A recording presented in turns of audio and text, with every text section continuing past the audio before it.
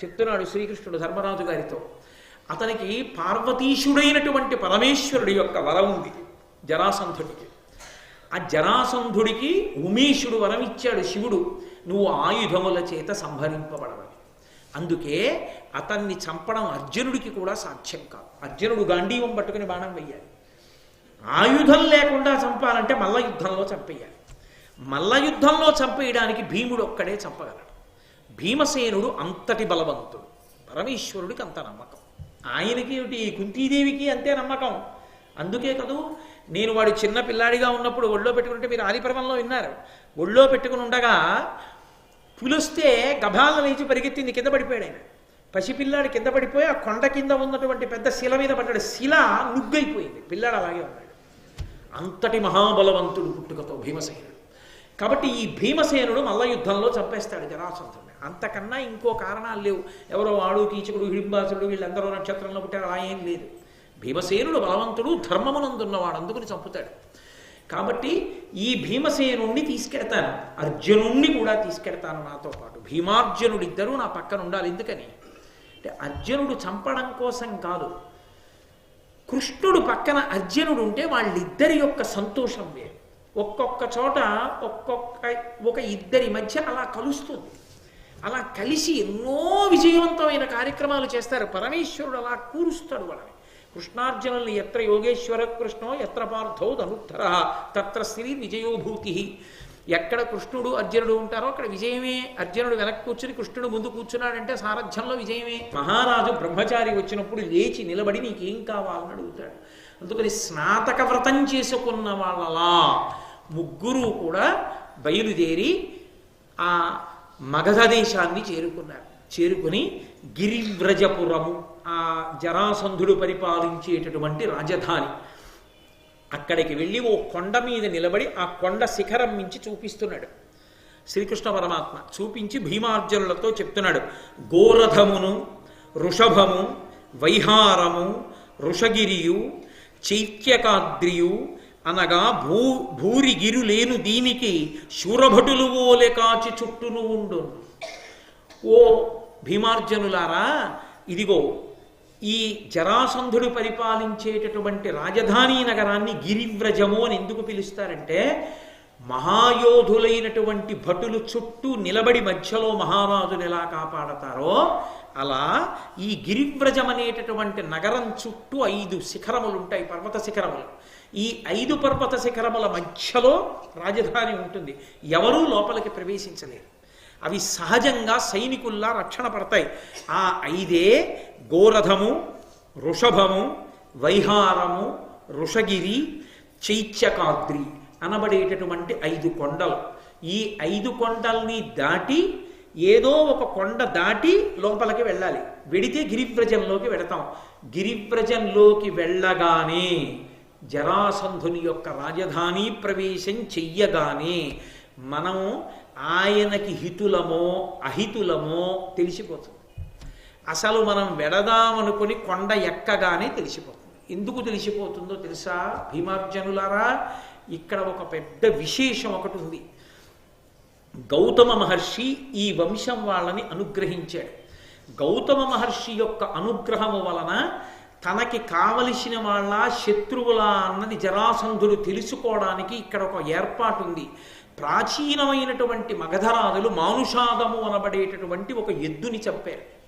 చంపి ఆ ఎద్దు చర్మాన్ని ఒలిచారు. ఒలిచి దానితో 3 ఢక్కలు నిర్మాణం చేశారు.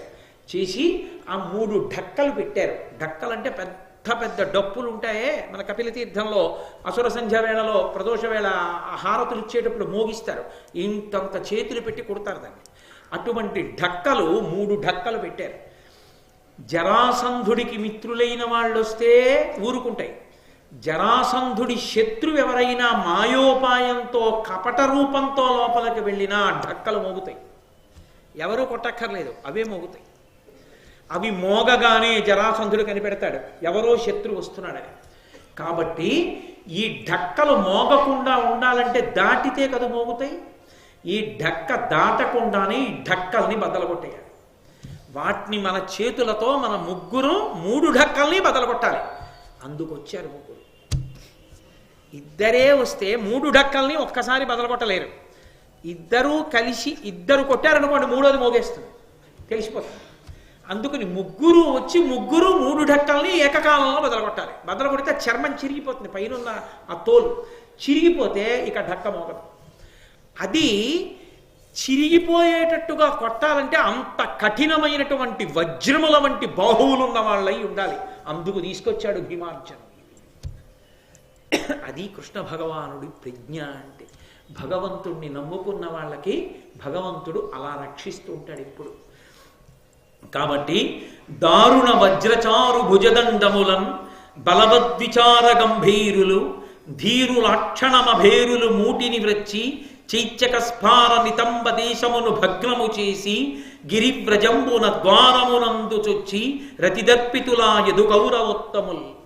వాళ్ళు ముగ్గురు వెళ్ళి ఆ ఢక్క వెనకాతల నుంచి 2 చేతులు పైకెత్తి దారుణమైన వజ్రంతో సమానమైన చేతులతో ఆ ఢక్కల్ని ఒకేసారి కొట్టారు.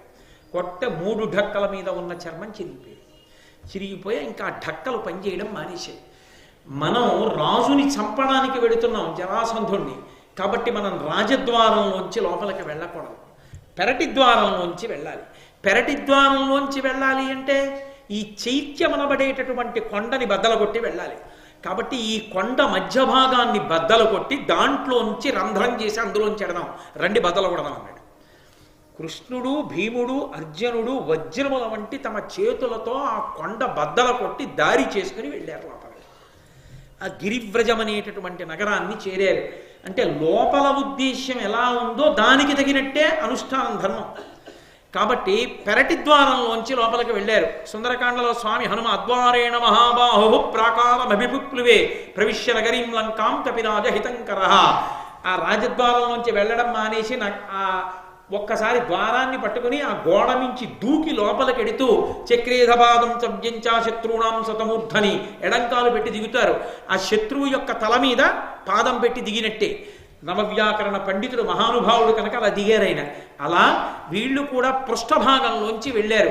ఇంటికొచ్చిన వాడు మిత్రుడు అనుకోండి, ఇంటి యజమాని యొక్క శ్రేయస్సు కోరేవాడైతే రాజద్వారంలోంచి రావాలి. అందుకే రాజద్వారే రాజగృహే అంటారు. ఆ ఇంటి యజమానిని చంపాలన్న ఆలోచనతో ఉన్నవాడు అనుకోండి, శత్రువు అనుకోండి, పెరటి ద్వారంలోంచి వెళ్ళాలి. అందుకే వీధి తలుపు వేసేసి పెరట్లోంచి రండి అనకూడదు. అంటే వాడు ఇంటి యజమానిని చంపడానికి వచ్చిన వాడు శత్రువు అని గుర్తు. వీధి తలుపు తీసి వీధి తలుపులోంచే రండి అనాలి. వీధి తలుపు వేసేసి పెరట్లోంచి రండి అంటూ ఉండకూడదు ఎవరిని, వీధిలోంచే రమ్మనాలి. కాబట్టి వీధిలోంచి వెళ్లకుండా పెరటిలోంచి లోపలికి వెళ్ళారు. వెళ్ళి అక్కడ పుష్పాల్ని చందనాన్ని అమ్మేటటువంటి గృహాలు ఉన్నాయి. ఆ పుష్పాల్ని తీసుకుని, దానికి ఒక లక్షణం ఉంది శాస్త్రంలో, నాకుండలి నాముకుటి నాస్రగ్వి నాల్పభోగవాన్ నా హస్తాభరణో నాపి విద్యతే నాప్యనాత్మవాన్ అని. పురుషుడు ఎలా ఉండాలి అంటే నిజానికి పూలదండ ఎప్పుడూ మెడలో వేసుకుని ఉండాలి. ఉపన్యాసం చెప్పేటప్పుడే కాదు, ఎప్పుడూ మెడలో పూలదండ ఉండాలి, ఎప్పుడూ పూలదండ ఉండాలి, చందనాన్ని అలదుకుని ఉండాలి. కాబట్టి ఆ మెడలో పూలదండలు వేసుకుని చందనాలంకారం చేసుకుని ఉండాలి. అది శ్రీమంతమైనటువంటి లక్షణం, చక్కటి లక్షణం అది. కాబట్టి వాళ్ళు ఆ పుష్పహారాలు తీసుకోవాలి, చందనం తీసుకోవాలి. వాళ్ళ ఇళ్ళకి వెళ్ళారు. వెళ్ళి వాళ్ళకి ఏదో ద్రవ్యం ఇచ్చి తీసుకోవడం కాదు, లేదా అయ్యా ఒక్క పూలదండ ఇప్పించండి మీకు ఇవ్వడానికి ద్రవ్యం లేదని అడిగి తీసుకోవడం కాదు. అలా బ్రాహ్మణుడు పుచ్చుకోవాలి, డబ్బులు లేకపోతే లేవని భిక్షాటన చేసి పుచ్చుకోవాలి. వీళ్ళు అలా పుచ్చుకోలేదు. ఘోరాకారులు మాలాకార గృహంబులకు గంధిక గృహంబులకు తారరిగి మువ్వురు బలాత్కారంబునగొనిరి పుష్పగంధములప్పన్. ఆ గంధం ఇచ్చేటటువంటి వాళ్ళింటికి, పుష్పమాలలు ఇచ్చే వాళ్ళింటికి వెళ్ళి మేము డబ్బు ఇవ్వం, మా దగ్గర లేదు కాబట్టి ఇమ్మని అడగం, ఇవ్వకపోతే చాలా కొడతామని లాక్కున్నారు. లాక్కుని గంధం రాసుకొని మెళ్ళో పుష్పహారాలు వేసుకొని మంచి టీవీగా బయలుదేరి అంతఃపురంలోని గోశాల దగ్గరికి వెళ్ళారు. అంతఃపురం అంటే ఏదో మన ఇంట్లో బొమ్మం దాటగానే హాలు అలా ఏం ఉండదు. అబ్బో రాచనగరు అది ఎంత అద్భుతంగా ఉంటుందో. ఇప్పటికీ మీరు పెద్ద పెద్ద కోటలు, ఆ ఆగ్రా కోట, కృష్ణదేవరాయల వారి హంపి విజయనగరం కోట చూస్తే కళ్ళమ్మట నీళ్లే వస్తాయి అనుకోండి. అసలు ఆ కోటలు, గజశాలలు, ఆ వీధులు, ఆ దేవాలయాలు, ఆ రత్నాలు అమ్మినటువంటి అంగళ్ళు, ఆ దేవాలయంలో ఆ కృష్ణదేవరాయల వారి చిన్న భార్య చిన్నాదేవి నాట్యం చేస్తుంటే ఆవిడ లోపల నాట్యం చేస్తున్నప్పుడు ఒక్క కృష్ణదేవరాయల వారు మాత్రమే చూస్తూ పరదా పట్టుకుంటే స్తంభాల చుట్టూ, స్తంభాల బయటికి వాద్యకారులు కూర్చుని స్తంభాల మీదే ఆ 7 స్తంభాల మీద సరిగమ పదనిసలు పలికిస్తూ వాద్యాలు మ్రోగిస్తుంటే రాయల వారు దేవాలయంలో పరమేశ్వరుడి ముందు తన చిన్న భార్య చేస్తున్న నృత్యాన్ని చూస్తుండేవాడు.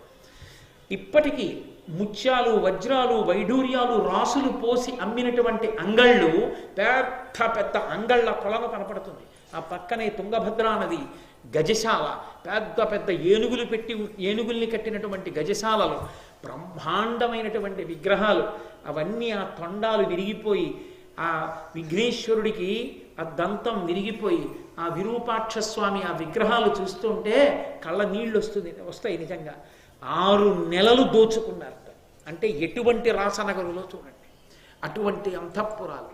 కాబట్టి గోశాల దగ్గరికి వెళ్ళారు కృష్ణార్జునులు, భీమసేనుడు. గోశాల దాకా వెళ్ళేటప్పటికి అటు నుంచి జరాసంధుడు వస్తున్నాడు.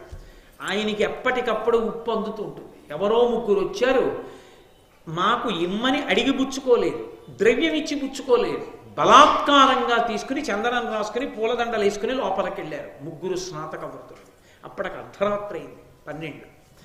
అర్ధరాత్రమైన అభ్యాగత ద్విజ స్నాతకులకు ఎదురుచని కరంబు భక్తి పూజలిచ్చు పరమవ్రతుండో అప్పుడు ఎదురు వచ్చి వారికి ఇష్టమసగా.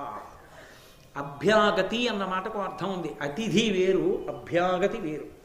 అతిథి అన్న మాటకు అర్థం ఏంటంటే మనం పిలిస్తే వచ్చినవాడు, ఒక్క తిథి నాడే ఉండి 2వ తిథికి ఉండనివాడు. పంచమి నాడు మన ఇంటికి భోజనానికి రండి పిలిస్తే పంచమి నాడు వచ్చి భోజనం చేసి షష్ఠి నాడు ఉండడు, వెళ్ళిపోతాడు.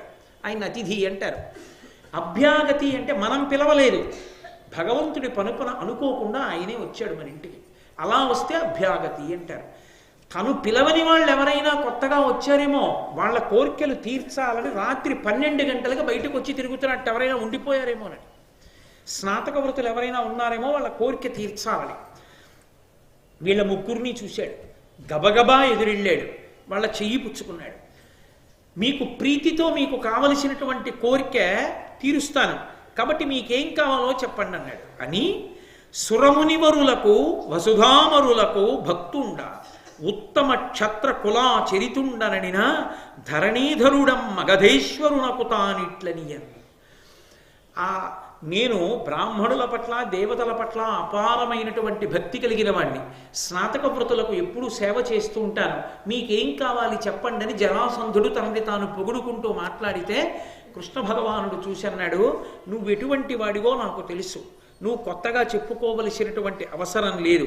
కడగి అత్యుత్తమ క్షత్రియ చరితంబునందు వర్ధిల్లుదునంటివి, జనులకెవ్వరికెన్నండు ఎగ్గొనరింపనేనంటివి, సక్షత్రియులవని నొరులు ఈయట్లు క్రూరులై నృపతుల చెరపట్టి పశువరించుచు పశుపతి ఉమేషు వరదు పూజించిన వారును కలరే, మున్నింతకు అగ్గలం బెద్ది ఎగ్గు కారణంబులేక దారుణుడై సాధుహింస చేయు కుజనుడెల్లవారి కప్రియుండు కాక అప్రియ లక్షణం బెండు కలజత కలప ఉత్తములకు. నేను చాలా మంచివాణ్ణి, దేవతలను ఆరాధన చేస్తాను, బ్రాహ్మణులను ఆరాధన చేస్తాను, స్నాతక వృతుల కోరికలు తీరుస్తానంటున్నావు కదా, సుక్షత్రియ వంశంలో పుట్టినటువంటి వాళ్ళని ఓడించడమే కాకుండా వాళ్ళని తీసుకొచ్చి కారాగారంలో పెట్టి పరమసులభుడు ప్రసన్నవదనుడు పరమేశ్వరుడు శంకరుడు సాంబసనాశివుడు ఉమేశ్వరుడు వరదుడైనటువంటి పరమశివుడికి భైరవుడిని పేరు పెట్టి తీసుకెళ్లి ప్రతిరోజు నరబలి చేస్తావా క్షత్రియుల్ని? ఇంత హీనమైన పని చేసి సిగ్గుపడవలసినటువంటి నువ్వు నేను ఉత్తముణ్ణని చెప్పుకుంటున్నావా? నువ్వు మాకు పూజ చేస్తావా? నీ పూజలు మేము ఎందుకోమా? నీతో మాకు వైరం ఉంది కానీ నీతో మాకు స్నేహం లేదు. ఎందుకు స్నేహం లేదంటావా? ఎందుకు వైరం ఉందంటావా? ధర్మానికి వ్యతిరేకంగా ప్రవర్తించేటటువంటి వాడి పట్ల ధర్మంలో ఉండాలనుకున్న వాడికి వైరంగా ఇంకే ఉంటుంది? సహజంగా వైరం ఉంటుంది, దానికి కారణం ఇంకే ఉంటుంది. అందుకని నీ పట్ల మాకు వైరం ఉంది అంటే ఆయన అన్నాడు, ఎంతో మర్యాదగా వస్తున్నటువంటి మీరు స్నాతక వ్రతులైతే బలాత్కారంగా గంధాన్ని ఆ పుష్పహారాల్ని ఎందుకు తీసుకున్నారని అడిగాడు. అంటే మేము బ్రాహ్మణ స్నాతకులం కావు, మేము క్షత్రియ స్నాతకులం, కాబట్టి మా క్షాత్రధర్మం మాది, మేము బలాత్కారంగా తీసుకుంటాం భుజబలం చూపించి. అయినా ఇక్కడ వరకు వచ్చింది కాబట్టి చెప్తున్నాను, నేను శ్రీకృష్ణుడిని, ఇతను అర్జునుడు, ఆ పక్కన ఉన్నవాడు భీమసేనుడు. మేము ముగ్గురం నిన్ను చంపడానికే వచ్చాం, ఖచ్చితంగా భీమసేనుడు నిన్ను చంపేస్తాడు. కాదంటావా? నీ చెరసాలలో నువ్వు ఉంచినటువంటి నిర్బంధించినటువంటి కొన్ని వేల మంది రాజులందరినీ కూడా విడిపించి శరణాగతి చేస్తే నిన్ను విడిచిపెట్టేస్తాం అంటే ఆయన అన్నాడు, నేను ఏ తప్పు చేశానని విడిచిపెట్టాలి? అది మహోత్సాహం అంటే. ఒకడు చెప్తే వినే లక్షణం లేకపోవడం, చేసిన పొరపాటు ఎప్పటికీ గుర్తించలేకపోవడం. కాబట్టి నేనే తప్పు చేశాను? నేను ఏ తప్పు చేయలేదు. నా క్షాత్రధర్మంతో ఓడించాను, తీసుకొచ్చాను. నేను భైరవ పూజ చేస్తాను, అందుకని భైరవ పూజలో బలిస్తాను. మీరు చెప్పారని ఎందుకు విడిచిపెడతాను? ఇలాగే బలిస్తాను రాజులందరినీ. సరే, చూసి నిన్ను చంపడానికి వచ్చాం కాబట్టి మేము ఖచ్చితంగా నిన్ను చంపే పెడతామన్నాడు కృష్ణ పరమాత్మ. అంటే జరాసంధుడు అన్నాడు, సరి మంచిది, మీరు నాతో యుద్ధానికే కదా వచ్చారంటున్నారు.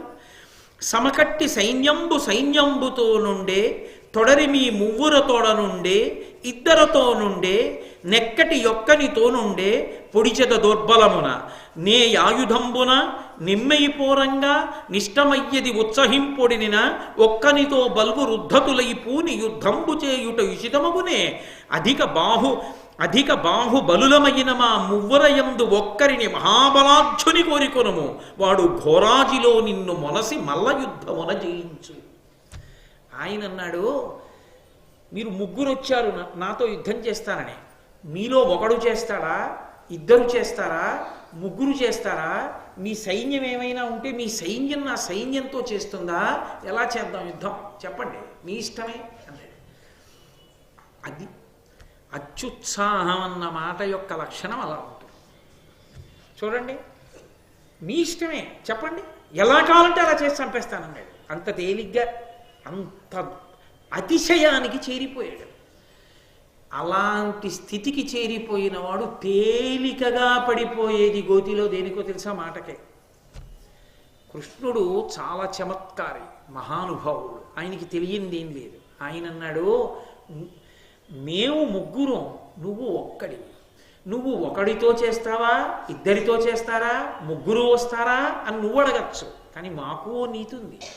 నిన్ను ఒక్కడిని చేసి ముగ్గురం చంపడం ఏం బాగుంటుంది? ఒక్కళ్ళమే వస్తాం యుద్ధానికి. మా ముగ్గురులో ఎవరో ఒకరిని కోరుకో, ఆ ముగ్గురులో మహాబలవంతుడని నువ్వెవరు అనుకుంటావో వాణ్ణే కోరుకో అన్నాడు. అంటే కొంచెం ఉత్సాహవంతుడు అనుకోండి, తెలివిగా ఆలోచించిన వాడైతే ఏం చేయాలి? ముందు కృష్ణుడిని రమ్మనాలి. కృష్ణుడు చేయగలరా యుద్ధం? చెయ్యగలిగిన వాడైతే 17 మాటలు దాటిపోయాడుగా. ఇతపూర్వం మల్ల యుద్ధం చెయ్యలేడు, పరాత్పరుడు కాబట్టి ఏమో పక్కన పెట్టండి. అర్జునుడు మల్ల యుద్ధం చేయలేడు, గాంధీవంతో బాణాలు వేయాలి. కానీ అమాయకత్వం అంటే, మా ముగ్గురం కలిసి నీతో యుద్ధం ఏమిటి ఒక్కడితోటి? మా ముగ్గురులో మంచి బలవంతుడని నువ్వెవరిని అనుకుంటున్నావో వాడితోనే పోరాడు అన్నాడు. ఇప్పుడు అడకత్తెరలో పోకచెక్క ఎవరయ్యాడు? జరాసంధుడు అయ్యాడు. అయితే అర్జునుడిని రమ్మనండి అన్నాడు అనుకోండి. అంటే భీముడి కన్నా అర్జునుడు మంచి మల్లయుద్ధ వీరుడా నీ దృష్టిలో అంటాడు. తేలికగా ఏదో అడిగిన ప్రశ్నకి జవాబు చెప్పేసినట్టుగా ఏమన్నాడు? మీ ముగ్గురులో మల్ల యుద్ధంలో మహాబలవంతుడు కాబట్టి భీమసేనుడిని రమ్మనండి అన్నాడు. తన మృత్యువుని కాను కౌగులించుకున్నాడు. ఎవడు కోరమన్నాడు? అది మహోత్సాహం అన్న మాటకు అర్థం. ఆలోచన తక్కువ, ఉత్సాహం ఎక్కువ. దానివలన ఏమైంది? ప్రమాదం దగ్గరికి వెళ్ళి ఇప్పుడు యుద్ధం ప్రారంభం అవుతుంది. ఉన్నవాడు ఊరుకున్నాడా? అమంగళకరమైనటువంటి పనులు కొన్ని చేస్తుంటారు కొంతమంది. ఏదో భర్త ఎక్కడికో వెడుతున్నాడు అనుకోండి, గౌరవం ఉంటే వేరు, అక్కర్లేని పనులు కొన్ని చేస్తుంటారు. ఏడుస్తూ ముక్కు చీత్తూ ఆయనకి ప్రదక్షిణం చేశారనుకోండి, ఆయనకి తిరిగిరాడు. చేసింది ఒక ఆవిడలా అక్కర్లేని పని చేసింది. శ్రీరామాయణంలో వాలి యుద్ధానికి ఎడుతుంటే తార ముక్కు చీత్తూ ఏడుస్తూ ప్రదక్షిణం చేసింది. ఇక తిరిగి రాలేదు వాలి యుద్ధం నుంచి. చెయ్యకూడదు అలాగా. తను యుద్ధానికి ఎడుతూ కొడుకు సహదేవుడిని పిలిచి, పాండవులలో సహదేవుడు కాడు, జరాసంధుడి కొడుక్కి సహదేవుడిని పేరు, ఆ సహదేవుడిని పిలిచి, ఒరే నీకు పట్టాభిషేకం చేసేస్తాను, ఎందుకైనా మంచిది అన్నాడు. ఎందుకైనా మంచిదే అయింది. అంటే భోగాలము దాపురించిన నాడు ఇటువంటి ఆలోచనలే వచ్చేస్తాయి. కాబట్టి తన కొడుకుని పిలిచాడు, పట్టాభిషేకం చేశాడు.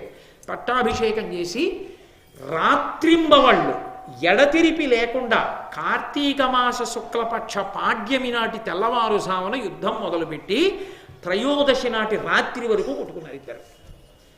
13 రోజులు రాత్రి పగలు ఎడతెరిపి లేకుండా భువన భోంతారాణములు బర్దలైపోయేటట్టు అంత పెద్ద అరుపులు అరుస్తూ ఇద్దరు మల్ల యుద్ధంలో పట్లేసుకుంటూ కొట్టుకుంటూ యుద్ధం చేస్తున్నారు.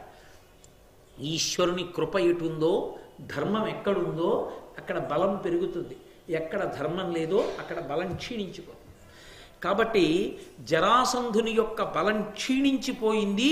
త్రయోదశి నాటి రాత్రి యుద్ధంలో అంత ఉత్సాహంగా లేడి, ఇంకా నీరసపడిపోయాడని గుర్తించాడు కృష్ణ పరమాత్మ.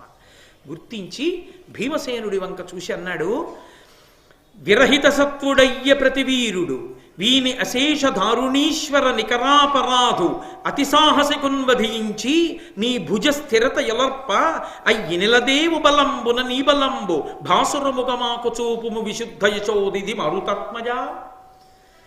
ఓయ్ అవతలవాడు బలహీనుడైపోయాడు. ఓయ్ భీమసేన, నువ్వెవరివి? వాయుపుత్రుడివి.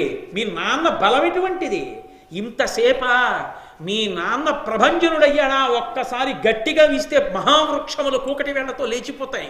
అటువంటి మారుతాత్మజుడవు, వాయుపుత్రుడివి. అవతలవాడు నీరసపడిపోయాడని ఏమిటి మెల్లిగా యుద్ధం చేస్తున్నావు? ఎత్తి తిప్పి విషరవతల బారే, చంపవతల బారేవయ్యా. నీ భుజబలం ఏమిటో, నీ తండ్రి గొప్పతనం ఏమిటో ఇవాళ మాకు కనపడాలి, చేయి యుద్ధం అన్నాడు. అది ఉత్సాహపరచడం. అవతలవాడి బలహీనత చెప్పాడు, యువతలవాడి యొక్క బలం ఏమిటో చెప్పి ఉత్సాహపరిచాడు. వెంటనే ఆ భీమసేనుడు అతనిని పట్టి ఎత్తి నిహతాహిత వీరుడు వాని ముక్కునన్ వాతను కర్ణరంధ్రముల వారక చోణిత ధారలొల్కగా వాతసుతుండి వీచ శతమారములుద్ధత చండమాత సంఘాత వివర్తమాన తృణఖండ సముండగు చుండమాగధున్.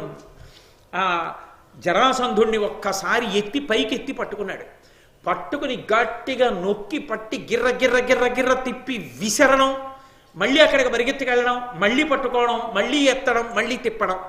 ఇలా తిప్పి విసురుతుంటే ఒకేసారి ఆగకుండా 100 పర్యాయములు విసిరేట్టలాగా విసిరితే అతని ముక్కుల వెంట పెద్ద రక్తధారలు బయటికి వస్తున్నాయి, నోటి వెంట రక్తధారలు వస్తున్నాయి. ఆ రక్తధారలు వచ్చేట్టుగా విసురుతున్నాడు, వెడుతున్నాడు, ఎత్తుతున్నాడు, మళ్ళీ తిప్పుతున్నాడు, మళ్ళీ విసురుతున్నాడు. ఆయన బ్రతికే ఉన్నాడు జరాసంధుడు. ఇంకా యుద్ధానికి సిద్ధం అవుతూనే ఉన్నాడు. అప్పుడు ఇక ఉపేక్షించకూడదని వెరచరమ బట్టి కొనివడిన్ చరచి జరాసంధు సంధి సంధుల ఎమ్ముల్ విరిచి వధించి ఆర్చెను వరలగా భీముండు భువన వలయం బదురువన్. భూమండలమంతా దద్దరిల్లిపోయేటట్టుగా ఆ నేల మీద పడిపోయినటువంటి జరాసంధుణ్ణి మెడపట్టి పైకెత్తి తన పిడిగుద్దులతో కీళ్లు ఎక్కడెక్కడ కలుసుకుంటాయో ఆ సంధిబంధముల మీద గుద్దుతుంటే అక్కడ ఉన్నటువంటి ఎముకలన్నీ విరిగిపోయి నుగ్గైపోయేట. అలా పిడిగుద్దులతోటి సంధిబంధముల వందున్నటువంటి ఎముకలన్నిటినీ విరిచేసి నిలబడలేక కింద పడిపోయినటువంటి వాడిని నొక్కి నెత్తురు కక్కించి ఊపిరాడకుండా చేసి చంపేశాడు.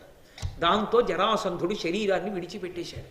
చాలామంది ఎందు ఒక అపోహ, ఏదో 2 ముక్కలు చేశాడు, విసిరాడు, కలుసుకున్నాయి, అందులో అటేశాడు ఇటేశాడు, అలాంటివన్నీ భారతంలో ఎవడో కల్పించాడు. కాబట్టి జరాసంధుడు భీమసేనుడి చేతిలో ఇలాగే మరణించాడు. కలుసుకున్నప్పుడు కలిపింది తప్ప జరా, చంపినప్పుడు భీమసేనుడి చేతిలో ఎముకలు కీళ్ళు సంధిబంధములు విడిపోయి ఎముకలు నుగ్గైపోయి నెత్తురు కక్కి చచ్చిపోయాడు జరాసంధుడు. అప్పుడు శ్రీకృష్ణ భగవానుడు జరాసంధుని యొక్క కుమారుడైనటువంటి సహదేవుణ్ణి పిలిచి అతనికి పట్టాభిషేకాన్ని పూర్తి చేసి, నాయనా, నీ తండ్రి దుర్మార్గుడు తప్ప నిన్ను శిక్షిస్తాను, నీ రాజ్యం కబళిస్తాననుకోవద్దు. నువ్వు ధార్మికంగా రాజ్యం చెయ్యమని అతన్ని సింహాసనం మీద కూర్చోపెట్టి రాజసభ తీర్చి కారాగారంలో ఉన్నటువంటి ఆ రాజకుమారులందరినీ కూడా విడిపించాడు. వాళ్ళందరూ రత్నరాసులు, వజ్రరాసులు, వైఢూర్యరాసులు అన్నింటినీ తీసుకొచ్చి కృష్ణ పరమాత్మకి బహుమానం ఇచ్చారు.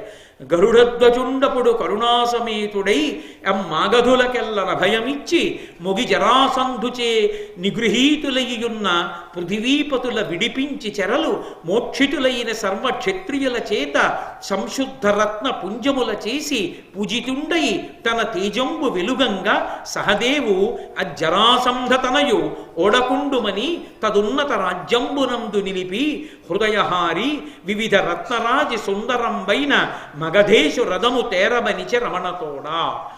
ఆ సహదేవుణ్ణి సింహాసనం మీద కూర్చోపెట్టి రాజ్య పరిపాలన అప్పచెప్పి ఆ క్షత్రియుల్ని అందరినీ కూడా కారాగారంలోంచి విడిపించి వారి నుండి రత్న సమూహాల్ని కానుకలుగా స్వీకరించినటువంటి ఆ గరుత్మంతుణ్ణి అధిరోహించి తిరిగేటటువంటి శ్రీ మహావిష్ణువు యొక్క పరిపూర్ణావతారమైనటువంటి కృష్ణ పరమాత్మ ఒక్కసారి అక్కడ ఉండే భటులందరినీ ఆజ్ఞాపించట, ఆ జరాసంధుడు ఎక్కి తిరిగేటటువంటి దివ్యమైన రథాన్ని ఇక్కడికి తీసుకురండి. ఆ చిరుగంటలు చప్పుడవుతుండగా దివ్యమైన రథాన్ని తీసుకొచ్చి అక్కడ పెట్టారు. అర్జునుణ్ణి భీముణ్ణి పిలిచి చెప్పాడు, భీమార్జునులారా, ఈ జరాసంధుడు ఎక్కినటువంటి రథం ఏమిటో తెలుసా? ఒకానొకప్పుడు తారకాసురునితో యుద్ధం జరుగుతున్నప్పుడు దేవేంద్రుడు ఈ రథం మీదే నిలబడి యుద్ధం చేశాడు. తర్వాతి కాలంలో దీన్ని వసుమహారాజు గారు స్వీకరించారు. ఆదిపర్వంలో వస్తుంది వసుమహారాజు చరిత్ర, మీరు విన్నారు. ఆ వసుమహారాజు గారు ఈ రథాన్ని ఎక్కాడు. తర్వాత ఈ రథం జరాసంధుని యొక్క తండ్రి అయినటువంటి బృహద్రథుడు అధిరోహించాడు. బృహద్రథుని మరణానంతరం జరాసంధుడు ఈ రథాన్ని ఎక్కాడు. ఇది పరమ దివ్యమైనటువంటి రథం, దేవేంద్రుడిక్కిన రథం. ఈ రథం ఎక్కి మనం ఇంద్రప్రస్థాన్ని చేరుకుందాం రండన్నాడు.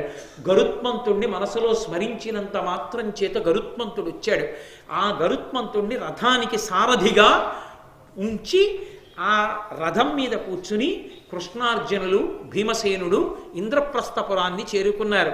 జరాసంధ వధ జరిగిందిట అని తెలుసుకున్నటువంటి పురప్రజలందరూ స్వాగతం పలికారు. వార్త గుప్పున బయటికి వెళ్ళింది. అమ్మ బాబో, ఏమి బలవంతుడు భీమసేనుడు అనుకున్నాడు. జరాసంధుణ్ణి చంపేసిన కారణం చేత రాజసూయ మహాయాగం చెయ్యడానికి ఉన్నటువంటి ప్రతిబంధకములన్నీ తొలగిపోయాయి. ఇప్పుడిక 4 దిక్కులకు 4 తమ్ముళ్ళని దిగ్విజయ యాత్రకి ధర్మరాజు గారు పంపించడానికి కావలసినటువంటి మార్గం సుగమమైంది. ఇప్పుడు మహానుభావుడైనటువంటి కృష్ణుడు ఆ రథంతో ఇంద్రప్రస్థాన్ని చేరుకుని అక్కడి నుంచి ద్వారకా నగరానికి వెళ్ళిపోయాడు.